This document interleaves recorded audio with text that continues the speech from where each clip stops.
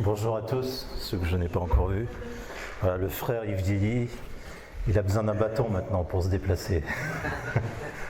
On change en 8 ans, hein. Voilà, maintenant j'ai un bâton. Très heureux de vous revoir. Je connais beaucoup ici, hein. J'ai passé 7 ans et demi ici. Très heureux de vous revoir à nouveau. Je voudrais ce matin vous parler de la plus belle des victoires. On va projeter ce verset qui est dans le livre des Proverbes. Proverbe 21, 31. Le cheval est équipé pour le jour de la bataille, mais la délivrance appartient à l'Éternel. Le cheval est équipé pour le jour de la bataille, mais la délivrance appartient à l'Éternel. Pour nous équiper pour servir le Seigneur, parce que le Seigneur nous équipe pour cela. Sinon, que serions-nous s'il ne nous équipait pas pour cela? À commencer par les choses toutes petites. C'est pas la peine d'aller chercher les grandes si nous ne commençons pas par les toutes petites. Et Jésus a bien dit, celui qui est fidèle dans les petites choses, alors, si Dieu le veut et quand il le voudra et comme il le voudra, alors il nous en confiera de plus grandes. C'est important, les toutes petites choses, même celles qui ne se voient pas. Honnêtement, humainement parlant, on est tous pareils, hein. On aime bien qu'on remarque ce que l'on fait. Mais le plus important, c'est ce que Dieu remarque au niveau de notre cœur, où personne ne voit dans le secret, c'est le plus important. Et ça commence par les toutes petites choses. Un petit bonjour à un enfant. C'est une toute petite chose, c'est tellement important. Amen. Le cheval est équipé pour le jour de la bataille, mais la délivrance appartient à l'Éternel. Pour nous équiper pour le servir, Dieu ne nous a pas donné de beaux chevaux blancs ou noirs, comme Tornado, le cheval de Zorro, vous connaissez, hein. Je suis sûr, messieurs, que comme moi, quand vous étiez petits, vous avez rêvé d'être comme Zorro. Mais c'est pas comme ça que Dieu nous a équipés. Dieu a fait de nous des fantassins. Alors pour ceux qui n'ont pas fait le service militaire ou qui ne connaissent pas l'armée, fantassins, ça ne veut rien dire. Les fantassins, ce sont ceux qui combattent à pied. Voilà, il y a la cavalerie avec les chevaux, et puis il y a les fantassins qui combattent à pied, puis ensuite il y a les chars et j'en passe, et la marine. Mais Dieu a fait de nous des fantassins, des enfants de Dieu qui servent et qui combattent à pied. La Bible dit comment les gens qui sont autour de nous invoqueront-ils celui en qui ils n'ont pas cru, et comment croiront-ils en lui s'ils n'en ont pas entendu parler, et comment en entendront-ils parler s'il n'y a pas des personnes qui annoncent l'évangile? Et tous ici, nous sommes de ces personnes qui peuvent annoncer l'évangile. Selon qu'il est dit qu'ils sont beaux, non pas les chevaux avec leur superbe prestance. Je ne suis pas venu ce matin avec un cheval pour vous regarder de haut. Ceux qui me connaissent depuis longtemps savent que quand j'étais à Roubaix, je n'ai jamais prêché ici. Je préférais être en bas. Voilà, je monte parce que Daniel, la dernière fois que je suis venu, il m'a dit, écoute, il faut que tu montes, comme ça tout le monde te voit mieux. Mais je ne suis pas venu ce matin avec un cheval pour vous regarder de haut. Je suis comme vous, je suis à pied. Je suis sur le même rang d'égalité. Qu'ils sont beaux, les pieds de ceux qui annoncent la paix, de ceux qui annoncent de bonnes nouvelles. Et dans toute la panoplie de l'armure de Éphésiens 6, vous retrouvez la même chose. Mettez pour chaussure à vos pieds le zèle que donne l'Évangile. Non pas de guerre, mais au contraire l'Évangile de paix. Des fois, on dit que nous sommes des guerriers. Oui, peut-être, mais attention. Pas pour taper sur les gens, hein. Pour remporter de belles victoires spirituelles. Ça, oui. Dans les évangiles, vous ne voyez jamais Jésus traverser les villes, les villages, les campagnes, à cheval. Jamais vous voyez ça dans les évangiles. Il est toujours à pied, toujours. Pourquoi ?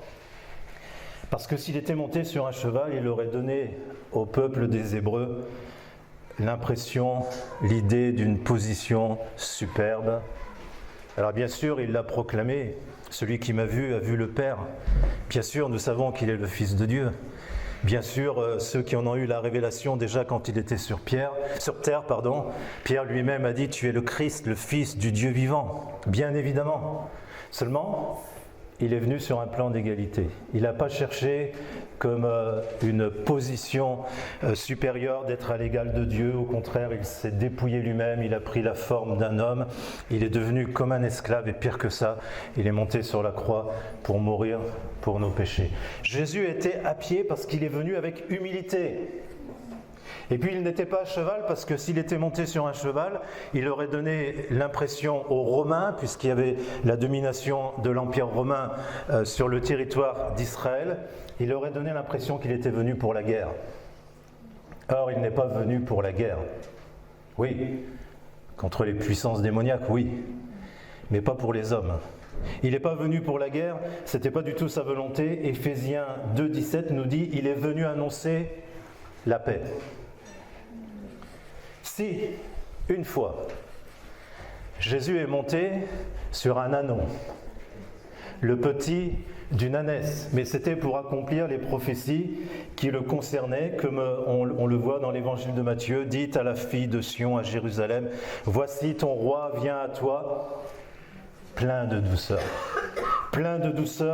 et monté sur un âne, sur un ânon, le petit d'une ânesse. » Alors souvent, nous sommes dans les mêmes dispositions que Jésus. Nous voulons vivre en paix, nous voulons annoncer la paix, nous voulons annoncer la grâce et le pardon en Jésus, mais souvent, nous rencontrons l'opposition, la haine parfois, les contrariétés, les combats inattendus. Combien de fois j'ai entendu ? Je pense que des fois on n'a pas tout compris de l'évangile, excusez-moi de le dire, mais combien de fois j'ai attendu pourquoi tel combat, pourquoi telle difficulté si j'appartiens à Jésus ? Où voyez-vous dans les évangiles que Jésus a dit que tout serait facile ? Il a dit exactement l'inverse. Vous aurez des tribulations, vous aurez des difficultés dans le monde, mais prenez courage, j'ai vaincu le monde. Non pas j'ai vaincu les gens autour de vous, parce que vous aurez toujours autour de vous des opposants. Mais il a vaincu le monde dans le sens où la Bible dit que celui qui est en nous, il est plus fort que celui qui est dans le monde. Alors c'est vrai que parfois on rencontre des combats inattendus, des luttes de toutes sortes, comme si nous étions tout à coup assiégés par toutes sortes de choses négatives. Il y a un verset qui m'a toujours beaucoup aidé dans ma marche avec le Seigneur, c'est David qui dit dans un psaume « Si une guerre s'élevait contre moi, mon cœur serait malgré tout plein de confiance. » Confiance, foi, c'est la même chose. C'est quoi la foi ? La foi, bien sûr, en Jésus le Sauveur, mais la confiance aussi que Jésus le Sauveur ne me laissera jamais tomber. Même dans les moments les plus difficiles. Nous ne devons pas ignorer que nous avons un adversaire spirituel qui est l'ennemi du monde entier, qui lui, en aucun cas, ne veut notre progression spirituelle. Il ne veut pas non plus la progression de l'Évangile en France et dans le monde. Qui lui, en aucun cas, ne veut la conversion à Jésus des hommes et des femmes de notre génération. Mais attention, qui est le plus fort ? N'oublions pas qu'il est écrit dans la lettre à Timothée que Dieu veut que tous les hommes soient sauvés et qu'ils parviennent à la connaissance de la vérité. Alors on sait très bien, en lisant le livre de l'Apocalypse, qu'il y en a qui refuseront jusqu'au bout. Mais il y en a qui vont accepter, y compris en France. Moi je suis absolument certain que Dieu a un peuple nombreux dans mon pays. Quand on regarde dans le livre de l'Apocalypse, des hommes, des femmes, des enfants de toute langue, de toute nation, de toute tribu même, voilà, des gens très différents, mais c'est extraordinaire l'Église. Si vous n'avez jamais rien vu de beau sur Terre, regardez l'Église.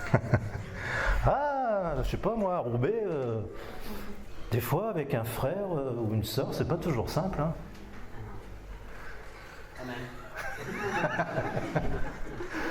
Les pasteurs sont bien placés pour le savoir. Mais l'Église du Seigneur, elle est belle.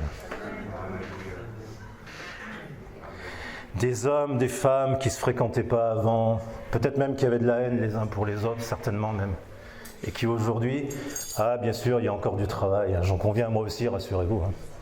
On a encore du travail dans nos cœurs, mais c'est quand même extraordinaire l'amour que Dieu a mis dans nos cœurs pour aimer notre prochain, à commencer par nos frères et sœurs dans l'Église. C'est une chose extraordinaire. Franchement, j'ai voyagé beaucoup, j'ai fait beaucoup de choses dans le passé, je n'ai jamais vu ça en dehors de l'Église.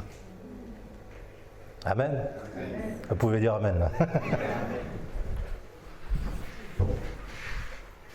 Satan, notre adversaire, ne veut pas de ça. En aucun cas, il ne veut la libération de ceux qui sont liés par des passions, qui sont dans l'ignorance, qui sont dans les ténèbres et qu'il se plaît à asservir. Jésus a dit, le voleur ne vient que pour dérober, égorger, détruire. Heureusement qu'il a ajouté, moi je suis venu afin que les brebis aient la vie et qu'elle l'ait en abondance. Peut-être je m'adresse à une seule personne ou deux dans ce moment, mais si dans ta maison c'est un combat permanent, si c'est la guerre, si c'est les disputes, si le voleur a réussi à s'introduire chez toi et à essayer de détruire, adresse-toi à Jésus, crie à Jésus. Je suis venu afin que mes brebis aient la vie et qu'elles soient dans l'abondance. Le cheval est équipé pour le jour de la bataille, mais la délivrance appartient à l'Éternel. Amen. Quand Pharaon a poursuivi les Hébreux jusqu'à la mer Rouge, il a équipé tous les chevaux de son armée et ses chars de guerre. Pharaon n'a pas attendu que tous les Hébreux soient sortis du pays d'Égypte pour se dire tiens, je vais m'acheter des chevaux, on va construire des chars, on va faire des épées. Non, tout était prêt. Le cheval est équipé pour le jour de la bataille. Tout était prêt et ça n'a été qu'un prétexte pour suivre les Hébreux qui sortaient de l'esclavage sous la houlette d'un certain Moïse. Enfin, qu'est-ce qu'il va nous dire avec son bâton? Sous la houlette d'un certain Moïse, en réalité la houlette du Seigneur lui-même. Psaume 23, ta houlette et ton bâton me rassurent. Quelqu'un a dit la houlette, alors ça c'est pas une houlette, mais la houlette c'est un très grand bâton, beaucoup plus grand que celui-là, et au-dessus il y a un truc comme ça. Et quand une brebis s'éloigne de trop, le berger la ramène. Par contre, quand c'est un prédateur, genre le loup ou l'ours, il retourne le bâton, ce n'est plus la houlette, mais c'est le bâton qui fait mal. Rassurez-vous, j'ai l'intention de taper personne ce matin.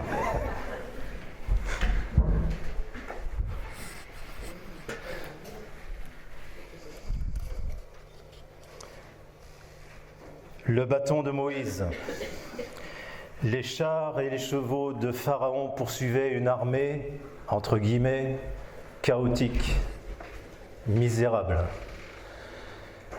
Des hommes de guerre, des chevaux de guerre, des chars de guerre qui poursuivaient des femmes, des enfants, des vieillards. Certes, il y avait des hommes, mais pas des hommes habitués à la guerre, des hommes habitués à l'esclavage, incapables de combattre. D'ailleurs, ils l'ont bien fait connaître, ils ont crié à Moïse. Et qu'a fait Moïse? Le bâton de Moïse, la seule arme qu'ils avaient, c'était un bâton. Vous avez peut-être vu le film Exodus, mais voilà, on voit qu'il se forme à la guerre, etc. Mais c'est pas ça qui est écrit dans la Bible. C'est un beau film quand même, j'en conviens, je l'ai vu et j'aime bien ce film. Mais néanmoins, c'est pas ce qui est écrit dans la Bible. Ils ont eu peur.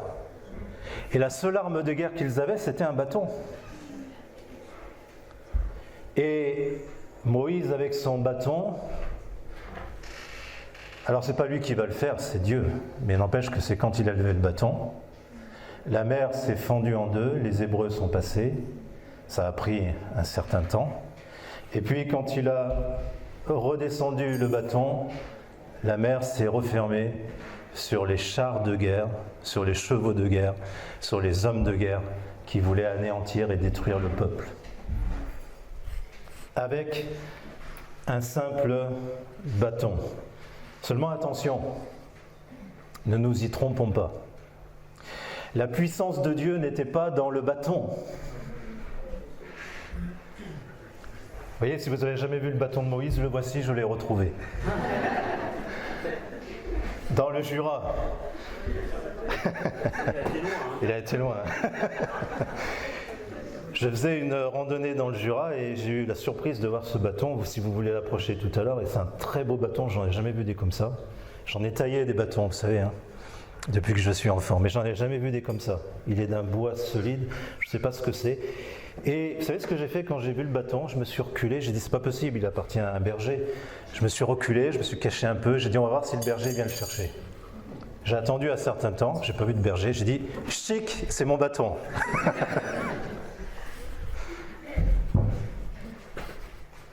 Le bâton levé, pas trop le lever ici, mais Moïse le levait beaucoup plus que ça. La Bible nous dit de lever des mains pures vers Dieu. Le bâton levé, c'est le symbole de la relation entre le ciel et la terre. C'est ça qui est important. La relation entre le ciel et la terre. Comme des siècles plus tard, Jésus lui-même reliera le ciel et la terre avec la croix. C'était aussi du bois. Seulement, j'attire votre attention sur le fait que, contrairement à Moïse, qui lui en était incapable, étant un pécheur comme nous, il ne faut pas l'oublier, la croix est la démonstration que Jésus lui-même, le Fils de Dieu qui était, bien sûr, qui est toujours sans péché, a donné sa vie pour nous pécheurs. Il n'y a plus qu'un seul bois vertical, mais vous le savez, il y en a un deuxième horizontal sur lequel les mains de Jésus ont été clouées. Et c'est grâce à cette intervention de Jésus, la Bible dit que la loi est venue par Moïse, la grâce et la vérité sont venues par Jésus-Christ. Tout à l'heure, j'ai beaucoup aimé ce chant. Il me semble que il a été fait ici, ce chant, non? C'est marqué CEU. C'est vous qui l'avez composé, la Moïse D'accord. C'est la mise en page. Ouais. J'ai beaucoup aimé ce chant. Moïse, Élie, etc. Alors on pourrait parler de tous les prophètes ce matin, mais tous les prophètes rendent le témoignage que Jésus est l'agneau de Dieu qui a été envoyé pour ôter les péchés du monde. Jésus a fait sur la croix une chose absolument extraordinaire. Il est dit de Jésus qu'en mourant à la croix, il a effacé l'acte dont les ordonnances nous condamnaient. Peut-être tu es fier de ne pas avoir de casier judiciaire, tu en as un quand même, si tu n'es pas converti à Jésus. C'est un acte, voilà, la loi est venue par Moïse, la loi de Dieu démontre que nous sommes tous des pécheurs. Et la grâce et la vérité sont venues par Jésus. Si quelqu'un ce matin n'a pas encore donné sa vie à Jésus, sache que l'acte te concernant, qui te condamne, n'est pas encore cloué sur la croix. Tout au moins il l'a été, mais c'est inefficace tant que tu ne t'es pas repenti de tes péchés. Il faut que tu acceptes Jésus comme ton sauveur personnel. Et alors la Bible dit, en tout cas je le dis pour nous qui avons fait le choix de la repentance un jour, je le rappelle, c'est tellement important. Jésus a effacé l'acte dont les ordonnances nous condamnaient, qui subsistait contre nous. Il l'a détruit en le clouant à la croix. Il a dépouillé les dominations et les autorités. Il les a livrées publiquement, en spectacle, en triomphant d'elle par la croix. Colossiens 2, verset 14. Dans la situation de Moïse, c'est une armée terrestre qui, publiquement, a été anéantie. Dans la situation de Jésus, c'est une armée céleste, faite des démons, très nombreux, des autorités spirituelles méchantes et destructrices, qui est publiquement anéanti avec leur chef Satan. Jésus a dépouillé les dominations et les autorités, il les a livrées publiquement, en spectacle, en triomphant d'elles par la croix. Ce n'est pas simplement avec le souvenir de la croix que nous pouvons triompher dans nos combats spirituels. Ce n'est pas simplement en ayant une croix représentée dans nos églises. Je ne sais pas s'il y en a une ici, oui. Ce n'est pas simplement en ayant une croix représentée dans nos églises, ou bien dans nos maisons, ou bien autour du cou, ou bien comme marque-page dans notre Bible. Ce n'est pas seulement comme cela que nous pourrons triompher dans nos combats spirituels, mais c'est en vivant les conséquences de la victoire de Jésus sur la croix dans nos propres vies. Comme l'apôtre Paul va le dire, il dit, voilà, nous voulons être justifiés par Jésus-Christ, pardonnés. Mais si nous sommes toujours trouvés pécheurs, Jésus-Christ serait-il le serviteur du péché ? Parfois, et moi le premier, on a essayé parfois de faire des compromis, mais ça ne marche pas. À un moment, on sent bien que ça ne va pas. Il faut faire des choix. Et l'apôtre Paul va dire ceci, et on peut se le dire aussi, j'ai été crucifié avec Christ. Bien sûr, ce n'est pas physique, mais c'est spirituel, on comprend. Il y a eu un changement, j'ai été crucifié avec Christ. Si je vis, ce n'est plus moi qui vis, c'est Jésus-Christ qui vit en moi. Et si je vis maintenant dans la chair, je vis dans la foi au Fils de Dieu, qui m'a aimé et qui s'est livré lui-même pour nous tous et pour moi.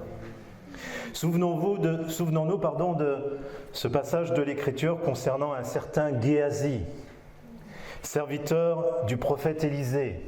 Un enfant vient de mourir, un drame, et Élisée va donner à Géasi une mission particulière. Il va lui dire « Prends mon bâton ». Attention, c'est le bâton du prophète Élisée. C'est pas n'importe quel bâton. Élisée est un homme habitué au miracle de Dieu. Et Élisée va dire à Géasi, prends mon bâton. Prends mon bâton, va vers l'enfant. Tu mettras mon bâton sur le visage de l'enfant. Alors, Géasi, le serviteur, y est allé. Il met le bâton sur le visage de l'enfant, comme le prophète lui a dit. Regardez-moi, j'ai le bâton d'Élisée. Peut-être qu'il était fier. Il est entré dans la maison, il a mis le bâton sur le visage de l'enfant. Il ne s'est rien passé du tout. Il ne s'est rien passé du tout. C'est pas que le bâton en lui-même, comme je l'ai dit tout à l'heure, pouvait permettre à la puissance de Dieu de s'exprimer, mais c'est la réalité d'une communion authentique avec Dieu dans la sainteté et la vérité qui aurait pu permettre l'intervention du Seigneur. Or, Géasi, malgré cette proximité avec le prophète, ne vivait pas du tout cette communion avec Dieu et il n'avait pas du tout l'intention de la vivre. La preuve, c'est que quelques temps plus tard, on le voit avec un certain général Naaman, il va lui mentir, il va lui extorquer de l'argent et au final, Géasi va devenir lépreux. Mes frères et sœurs, l'évangile, c'est une grâce extraordinaire. Mais en même temps, c'est du sérieux. C'est pas parce qu'on vient dans une église évangélique qu'on est sauvé. C'est pas parce qu'on vient dans une église évangélique qu'on est approuvé du Seigneur. On est approuvé du Seigneur quand on a une communion authentique avec lui. C'est même pas quand on prêche l'évangile qu'on est approuvé du Seigneur. C'est quand on a une communion authentique avec lui. Quand on cherche, comme dit la Bible, la sanctification, le changement, le meilleur des équipements pour servir le Seigneur et la plus belle des victoires, c'est celle qui est d'abord remportée sur nous-mêmes. Quand nous acceptons les conséquences de la croix sur nos propres vies, je termine avec ce texte de Colossiens 3, on va le projeter.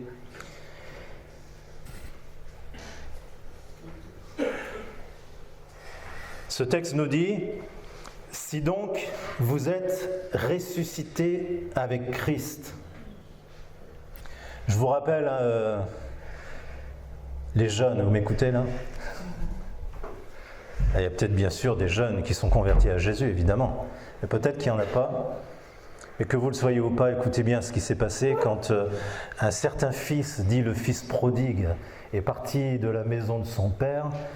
Il voulait faire la vie, il l'a fait, pas de la bonne façon, il est parti avec les prostituées, il a dépensé tout son argent, il s'est retrouvé dans la misère totale, et il est revenu à la maison, et là son père, c'est ça qui est admirable. Hein.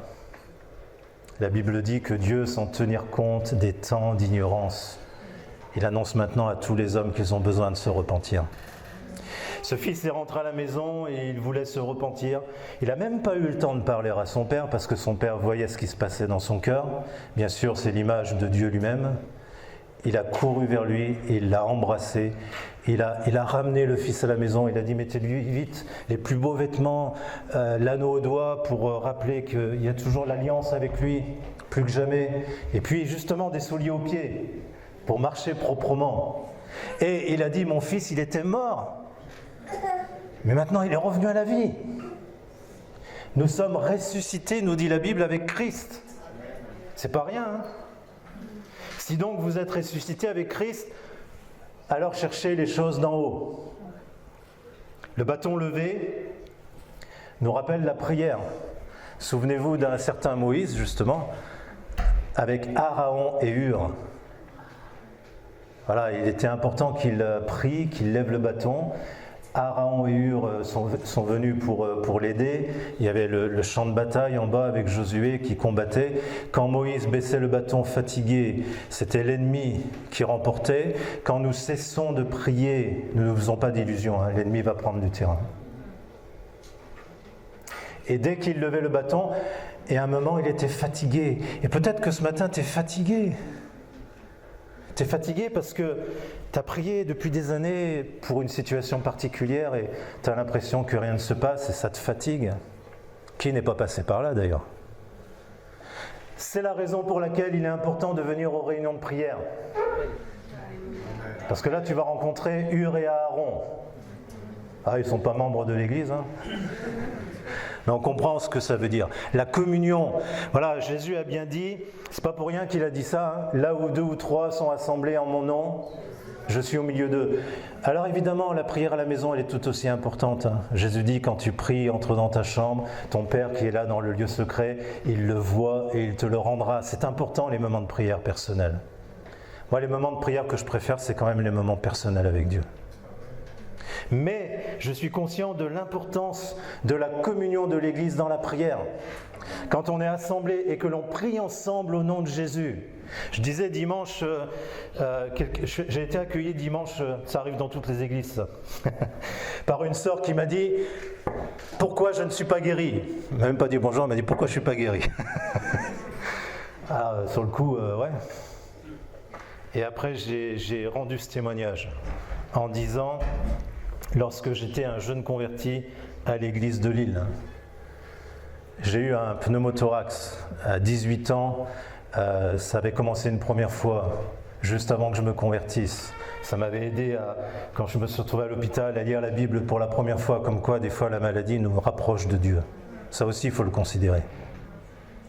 Et je l'ai vu souvent dans la vie des autres. C'est la première fois de ma vie que j'ai lu ma Bible quand j'étais à l'hôpital. 18 ans, je marchais comme un vieillard à cause de ce pneumothorax. Ça m'est arrivé 5 fois de suite. Entre-temps, je me suis converti à Jésus et à 20 ans, on m'a dit « Monsieur, il faut vous faire opérer ». Et évidemment, quand on a 20 ans, remarquez même encore aujourd'hui, on n'a pas forcément envie d'être opéré. Alors j'ai demandé à l'église l'onction d'huile. Et ce soir-là, c'était à une réunion de prière, un vendredi soir. Le pasteur principal n'était pas là. Et le pasteur qui secondait m'a dit « Écoute, on va attendre, il n'est pas là, on va juste demander à l'église de prier pour toi. » 250 membres à l'église de Lille à cette époque-là. Aujourd'hui, ils sont beaucoup plus nombreux. 200 personnes à la réunion de prière qui ont intercédé pour moi.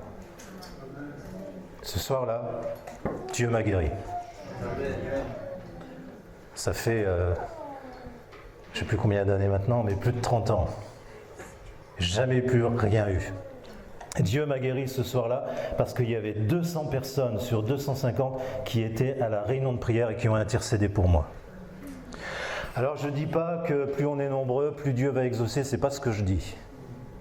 Ce que je dis simplement, c'est que dans une église, s'il y a 2 personnes dans une église, ça pourrait arriver, hein l'implantation d'une église. Jésus dit, là où 2 ou 3 sont assemblés en mon nom.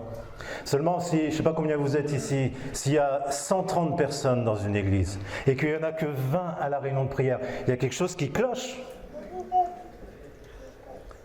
Si on veut se rapprocher vraiment du Seigneur, ne manquons pas les réunions de prière. Si on veut être exaucé et vivre des choses extraordinaires, ne manquons pas les réunions de prière. La prière n'est pas réservée pour des élites, parce que sinon, ni vous ni moi, on peut prier. La prière est réservée à ceux qui ont compris que quand on lève des mains pures, Dieu nous exauce. Et quand on le fait ensemble. C'est important. Alors si donc vous êtes ressuscité avec Christ, cherchez les choses d'en haut. Où Christ est assis à la droite de Dieu. Affectionnez-vous aux choses d'en haut et non pas à celles qui sont sur la terre. Car vous êtes morts. Attends, je ne comprends pas. Tout à l'heure, tu as dit qu'on est vivant et là, tu dis on est mort. Vivant à la vie nouvelle, mort à la vie ancienne. Vous savez, si je n'étais pas mort à la vie ancienne, eh ben, mesdames, faites attention à vos sacs. Parce que j'étais voleur. Voilà, il y a des choses, il faut absolument les abandonner. Quand on dit qu'on est vivant avec Christ, il faut absolument arrêter. Je parle du vol, mais je pourrais parler d'autres choses, d'autres passions. Il y a des choses qu'il faut absolument arrêter. Vous êtes mort à la vie ancienne et votre vie dorénavant est cachée avec Christ en Dieu. Quand Christ, votre vie, paraîtra, alors vous paraîtrez aussi avec lui dans la gloire. Faites donc mourir les membres qui sont sur la terre. Il ne s'agit pas des membres de l'Église, il s'agit de nos membres à nous, pas les membres physiques, mais ce qui est caché, ce qui n'est pas bon. Et l'impudicité, c'est-à-dire des relations sexuelles telles que Dieu ne les a pas voulues. Il y a une sexualité qui est approuvée de Dieu dans le mariage. Il y en a une qui est totalement désapprouvée. Il faut faire des choix. L'impureté, les passions, les mauvais désirs, la cupidité, c'est-à-dire l'amour de l'argent qui est une idolâtrie. C'est à cause de ces choses que la colère de Dieu vient sur les fils de la rébellion, parmi lesquels vous marchiez autrefois lorsque vous viviez dans ces péchés, mais maintenant renoncez à toutes ces choses, à la colère, à l'animosité. Voilà.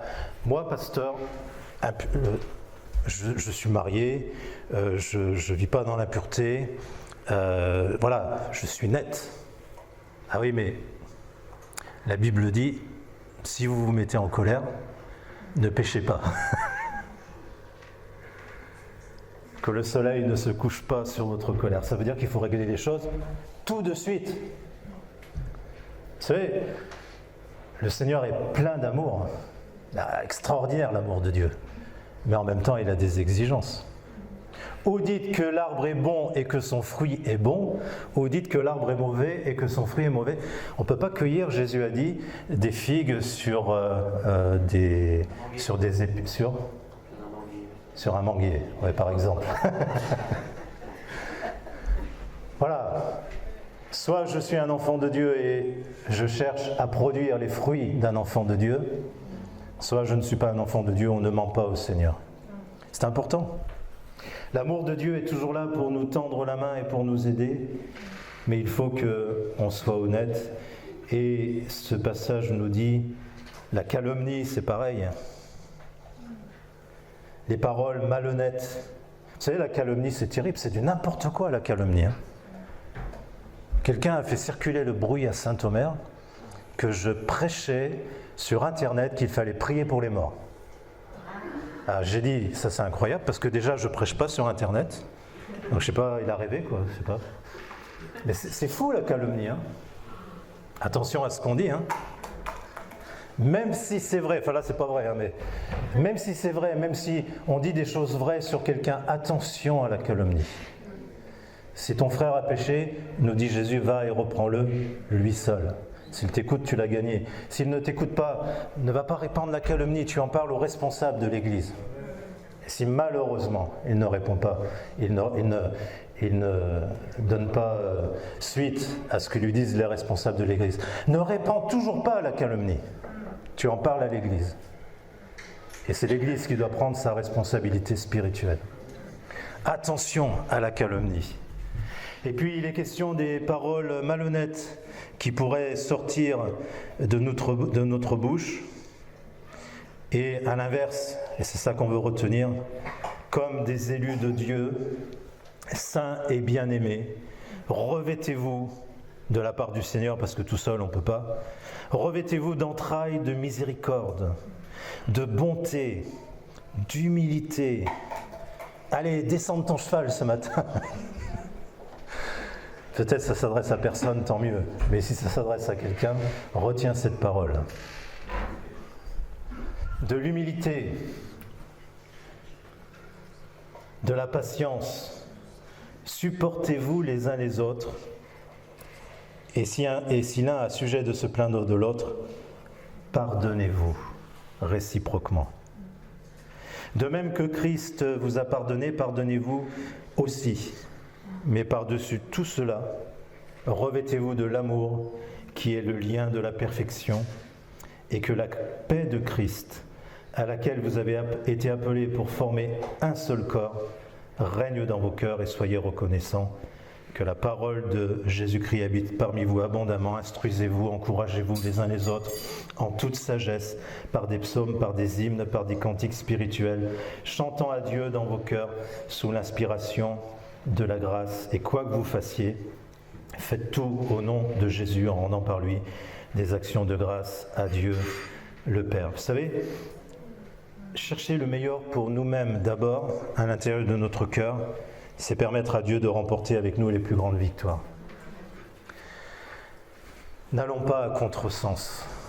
Tout à l'heure, en arrivant sur la voie rapide, Christine m'a rappelé, un jour qu'on venait au culte à Roubaix, on s'est trouvé sur la voie rapide, face à face avec une voiture qui venait à contresens. C'était incroyable. Je dis, à 9h du matin, le gars, il venait comme ça à contresens, paniqué, il ne sait plus où il était. Là. J'ai fait barrage, je lui ai dit « Tournez, tournez !» J'ai crié. Il a tourné, il est reparti dans le... Je ne sais pas ce qui s'est passé ce jour-là. Aller à contresens, c'est toujours dangereux. La Bible dit « Marchons d'un même pas ». Aller plus vite que les autres, c'est dangereux aussi. Ce matin, encore sur la voie rapide, vous savez, ça en passe sur la voie rapide.